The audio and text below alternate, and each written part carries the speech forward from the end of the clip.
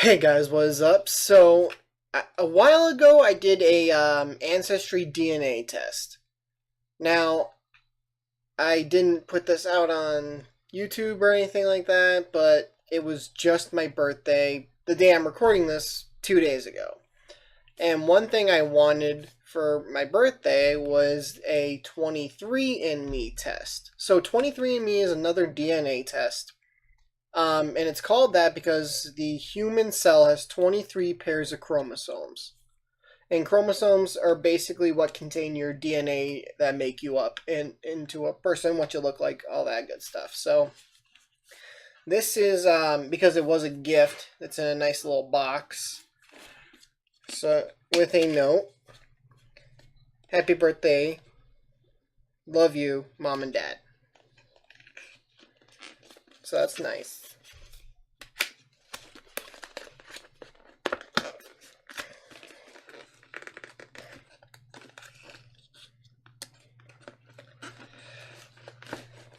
Okay.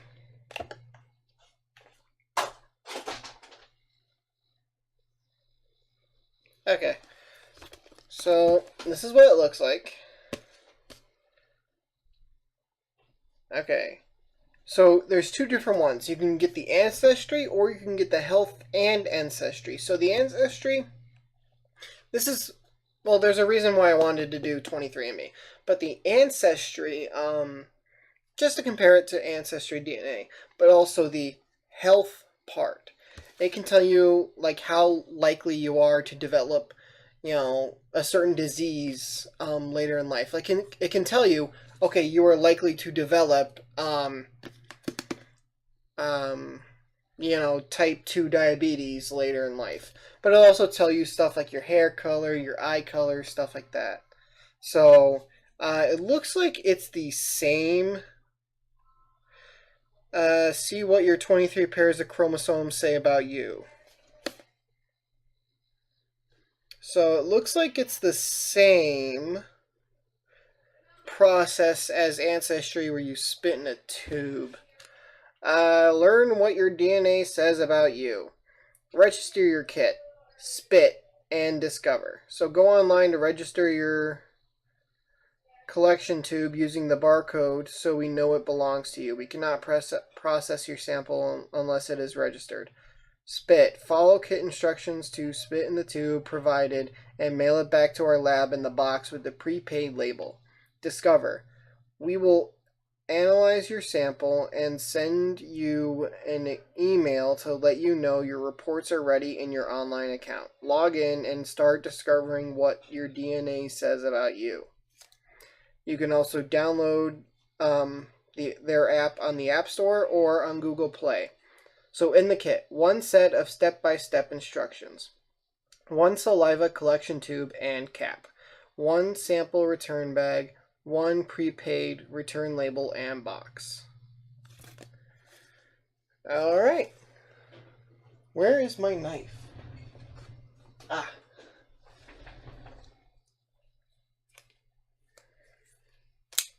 It's pretty. It's rainbow. All right. Hold up there, hold up there, hold up there, and do.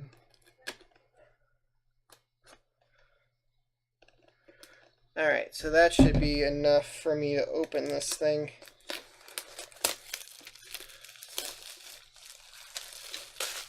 Throw that out. So that's just the sleeve. Okay.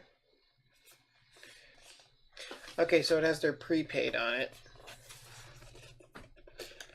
Let's see. And then there's just a thing to peel for when you return the box. Hi!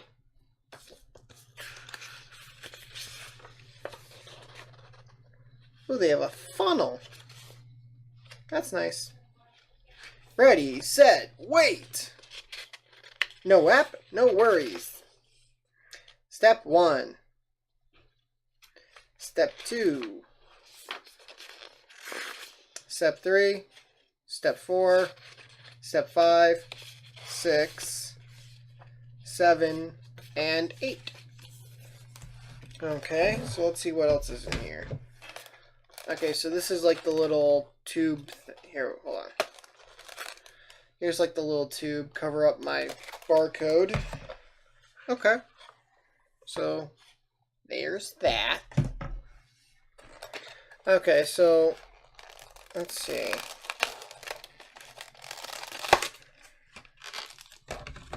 What is this? Okay, so this is the bag that the tube goes into. Okay, this is the cap. Oop. Now, the cap, I believe... I don't know, the preservative, I think, is in... There's like a preservative that they use for your spit. Where did I... Oh, right here in front of me.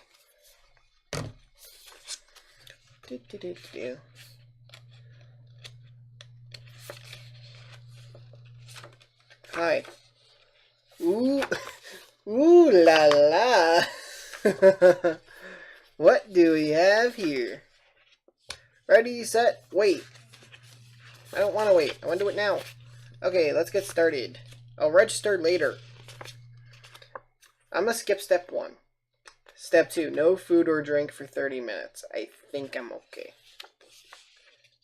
I didn't drink any water on the drive, so back home, so I'm good. Step 3, fill to line. Spit into the funnel until the amount of liquid saliva, not bubbles, reaches the fill line shown here.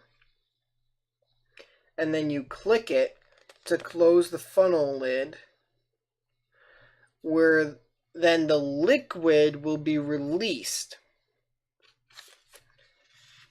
And then you ship the box and you're good. So they already kind of have it set up, so I'll skip this because this isn't gonna be pleasant, I guess. Okay, so I filled it, and if I'm correct, the next step was to fill to line, close funnel lid. Holding the tube upright, close the funnel lid as shown by firmly pushing on the lid until you hear a click.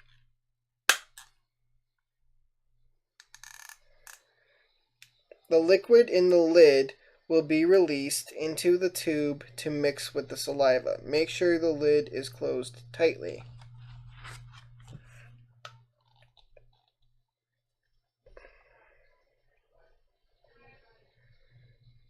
Uh-oh.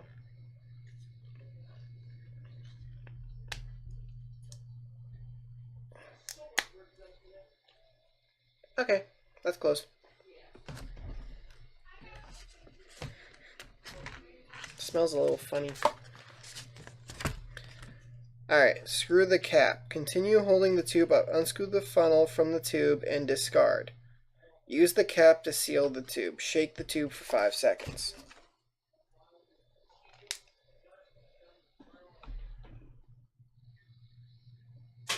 That's gross.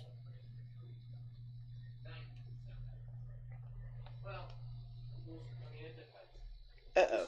That was the wrong way.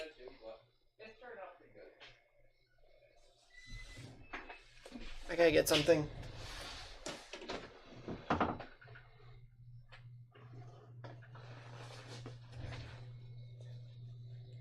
Benefits of doing it in my bedroom. Recording videos here. Alright. Oh, yo, that's cool. And then shake it for 5 seconds. 2, 3, 4, 5.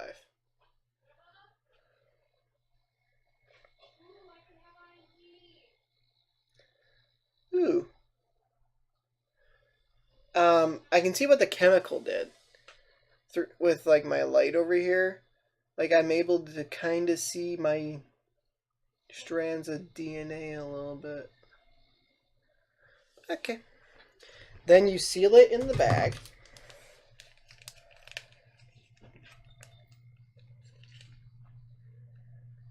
Actually, I might need that number. Hold on. There's a number like on the barcode, so I'm gonna take a picture.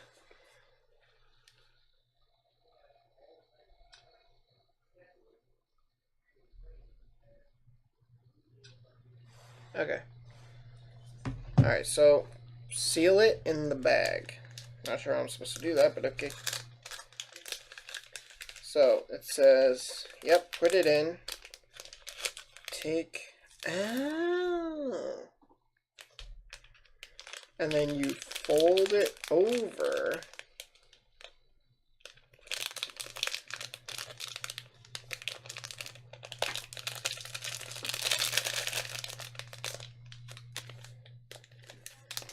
Alright, and there you go. Alright, after I seal it in the bag, ship in box.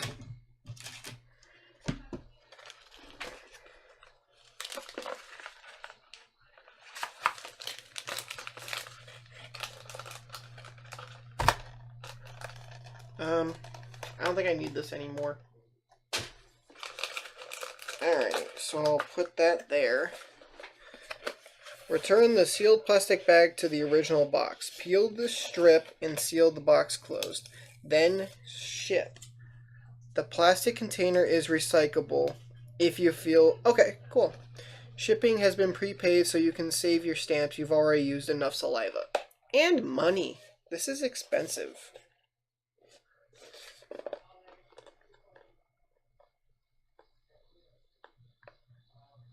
Okay.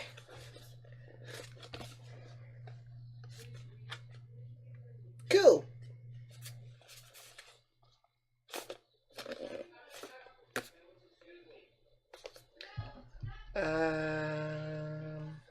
Oh, that's the time. Okay. Exempt human specimen. Okay. So that means that can go somewhere as well. Alright, so that's all good. So let us register. Oh, look. We're waiting. Okay, prep, extraction, blah, blah, blah, blah. Yay! Alright, so that was idiotic. So if you guys... for you, it's going to be like 2 seconds. For me, it's going to be, I don't know how long. But the video will continue when I have my results. So see you then.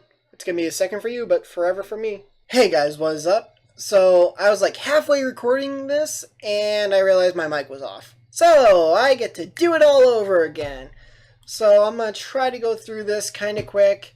We're going to do the ancestry and then the health. So ancestry, I'm 99.6% European, 73% Southern Europe, and it says I'm like 58.3% Italian, so, and that's about right. You know, I think Ancestry said I was like 53, 55, something like that, so that's actually pretty close.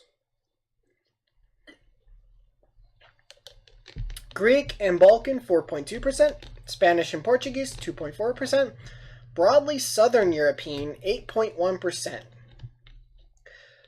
Northwestern European, 18.6%. British and Irish, 5.1%.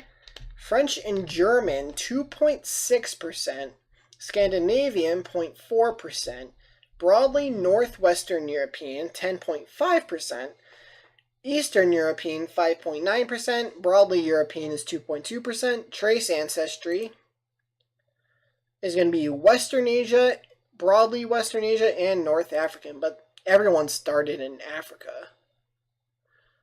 Like, we were all essentially monkeys that originated in Africa. Though the odd thing is, French and German, like, I think Ancestry says I'm like almost 1/3 French. This says I'm 2.6 between French and German. That's a big difference. Okay, so we're going to do health next. Let's see. Age-related macular degeneration. Variant detected, not likely at increased risk. So age-related macular degeneration, or AMD, is the most common cause of irreversible vision loss among older adults. The disease results in damage to the central part of the retina, impairing vision needed for reading, driving, or even recognizing faces. This test... L is for lovers who love one another. A is for ass, of which I like to eat. U is for you're the only one for me. G is for the only gamer I see. And H is for happy, I always feel it. When you put them together, what do you get? This test includes the two most common variants associated with an increased risk of developing the condition. I am going to turn you on vibrate. That way we don't have that happen again.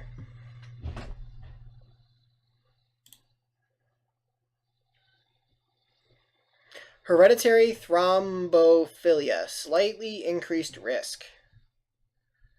So... it's a predisposition to developing harmful blood clots. These harmful blood clots most commonly form in the legs and can travel to the lungs. This test includes the two most common variants linked to hereditary thrombophilia.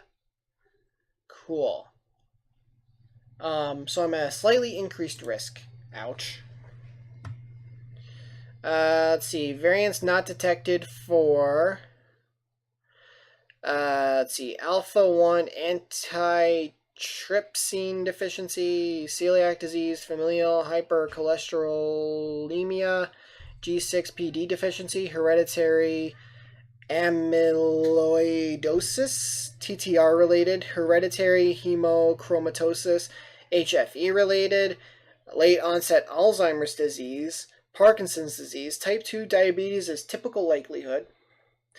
BRCA1 and BRCA2. I have to still do the tutorial. Variants not detected for RSACs, Argenesis of the corpus callosum with peripheral neuropathy, autosomal recessive polycystic kidney disease, beta thalassemia and related hemoglobinopathies, Bloom syndrome, Canavan disease, congenital disorder of glycosylation type 1A, cystic fibrosis. Some of these I've actually heard of. Not many, but some I've actually heard of. D bifunctional protein deficiency, dihydrolipomide dehydrogenase deficiency, familiar dysautonomia,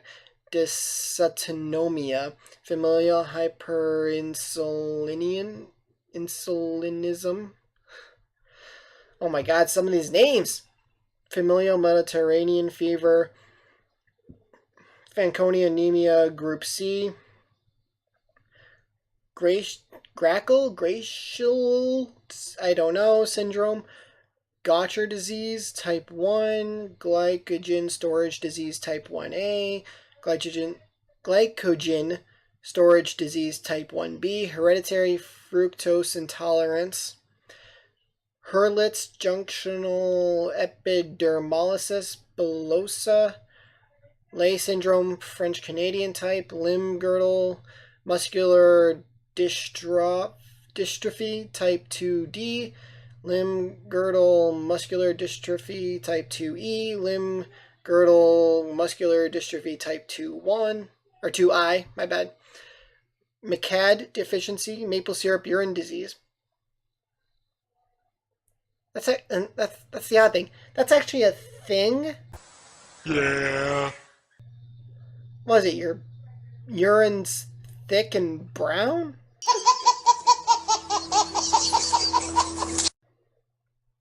Is it sugary?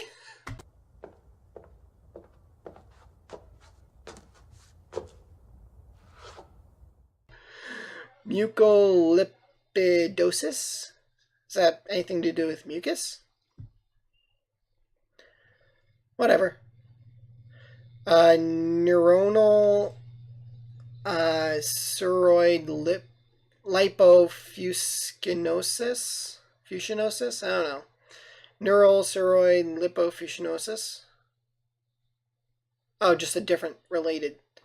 Niemann-Pick disease type A, Najmegen breakage syndrome.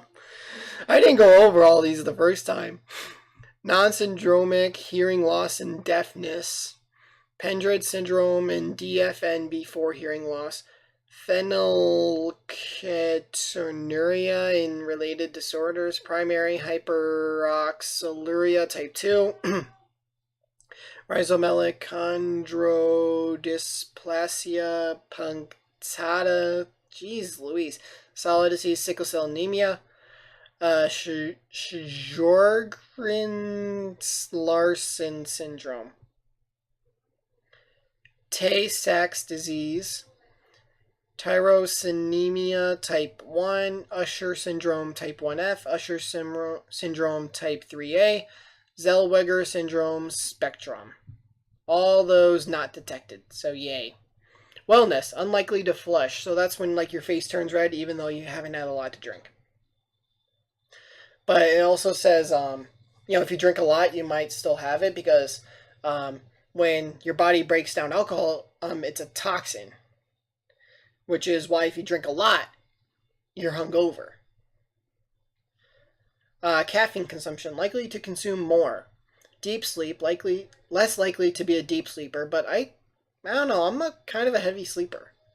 Genetic weight, predisposed to weigh more than average. So like the average at my height's like 199, 200, because I'm 6'4", but I'm like less than 210, so I'm not that bad. Lactose intolerance, likely tolerant. Yes, I can drink milk, eat ice cream, eat cheese, all that good stuff. Muscle composition, common in elite power athletes. So it's talked about like running and whatnot. I did track for a year and I used to play soccer. So saturated fat and weight, likely similar weight, which is like you can eat either a good amount of fat or not a lot of fat. And if you eat the same amount of calories, your weight's not going to change. Which, yeah, I can eat almost anything and not gain a super high amount of weight. Sleep movement, likely average or less movement. So the average is like 12 or 13 times you move in an hour. I move 7 times, apparently. About 7 times in my sleep per hour. Let's see, traits. Ability to match musical pitch, 50-50. Well, I'm not a great singer, but I'm not horrible. Asparagus odor detection. Likely can smell. I can smell. Back hair. Likely little upper back hair. I don't have any back hair. Bald spot. Likely no bald spot. Nope, full head of hair. Bitter taste. Likely can taste. I can. Bunions. Less likely than average to have had a bunion. Now, I think that happens like when you walk a lot. I don't get bunions. Cheek dimples. Likely no dimples. Cilantro taste aversion. Slightly higher odds of disliking cilantro. Don't know if I've ever had cilantro. Cleft chin. Likely no cleft chin. Now, the cleft chin is like your little space here. If you do this, like your butt chin, I have that. Dandruff. More likely to get dandruff. I do have quite a bit of dandruff. Alright, earlobe type. Likely detached earlobes. Early hair loss. Likely no hair loss. Get to keep my full head of hair. Earwax type. Likely wet earwax. Eye color. Likely brown or hazel. I do have hazel, I think. Fear of heights. More likely than average to be afraid of heights. I am not afraid of heights. It said I have a 30% chance. I don't know how that's more likely, but okay. Finger length ratio. Likely ring finger is longer. Which, might be. Flat feet. More likely than average to have flat feet. Yep. Freckles. Likely little freckles. I do have little to no freckles. Hair photo bleaching. About 50-50 of experiencing hair photo bleaching. That's like your hair gets lighter when you go outside. And I do get a little bit of that. Hair texture. Likely straight or wavy. Straight. Hair thickness. Less likely to have thick hair. Now that's actually not true because they say you get your hair from your mother's father. So I have the thick Italian hair. The thick, dark Italian hair. Which leads us to light or dark hair. Likely light. But when I was born, I had light hair. When I grew up, I had light hair. Around 8 or 9, I was still like dirty blonde. And then just dark hair. Boom. Misophonia. Average odds of hating chewing sounds. So a sound like this. Something like that. It just goes. There you go. Which is 100%. Mosquito bite frequency. Likely bitten more often than others. I'm not bitten that often. My mom and sister get bit more than I do. Motion sickness. More likely to experience motion sickness. I don't get motion sick at all. Not in a car, not in a plane, not in a boat, nothing. Newborn hair. Likely little baby hair. I did not have any hair right when I was born. My sister came out with a full head of hair. Photic sneeze reflex. Likely no photic sneeze reflex. That's like you walk outside and you sneeze. 100%. Red hair. Likely no red hair. Skin pigmentation. Stretch marks. 50-50. Sweet versus salty. I actually prefer sweet food. Toe length ratio. Likely big toe longer. Which surprises me because I'm like, it's your big toe. Isn't that supposed to be like the widest and longest? Unibrow. Likely at least a little unibrow. Do you see any unibrow here? Huh? No. Nothing. Wake up time. Likely to wake up around 8:46 a.m. Excuse me? I mean, if I go to bed at at an okay time, yeah, maybe like 8:30, 9 o'clock I could wake up. So, but why 8:46 exactly? And when are you going to bed to wake up at that point?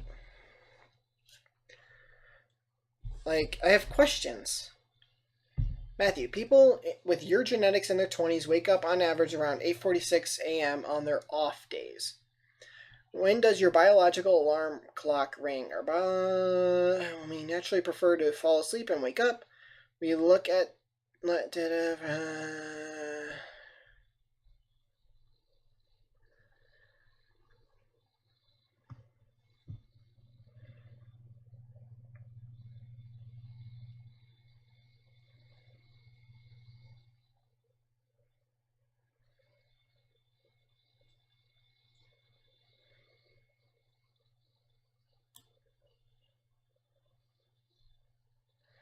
Yeah, so I'm 8:46. I'm just about in the middle, it looks like. As far as when I would wake up. And I can kind of consider myself a morning person. I can get up if I have to. I'm not going to be, I'm not going to be upset or angry or anything. Like, if I have to get up, I have to get up. Likely no widow's peak. What is a widow's peak? Hats and hairlines. Pointed hairlines originally earned the name widow's peak because they resemble the shape of a hat Victorian women wore in mourning. Yeah, no, that's not me.